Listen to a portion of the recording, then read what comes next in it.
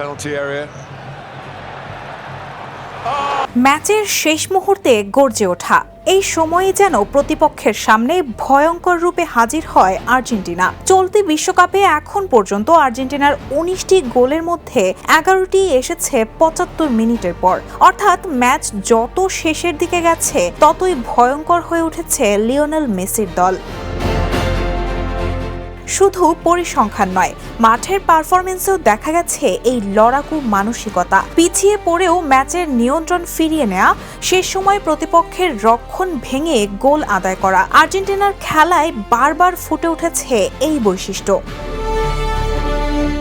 এছাড়া round of ৩২-এ Cape ভার্দের বিপক্ষে শেষ দিকে গোল করে জয় নিশ্চিত, মিশরের বিপক্ষে ৮৫ মিনিটের পর নাটকীয় সমতায় ফেরার লড়াই, আর ইংল্যান্ডের বিপক্ষে সেমিফাইনালে ৮৫ মিনিটে সমতা এবং এরপর যোগ করার সময়ে জয়সূচক গোল করে নিশ্চিত করে ফাইনাল। সবখানেই দেখা গেছে আর্জেন্টিনার শেষ মুহূর্তের লড়াকু মনোভাব।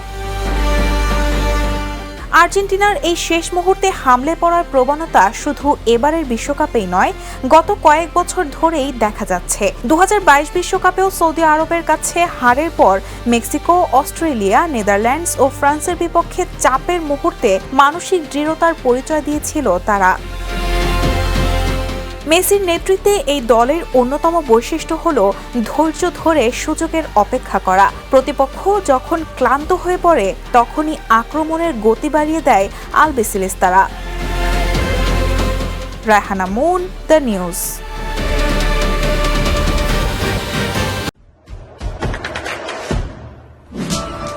দেশে দেশে সবার সাথে দ্য নিউজ।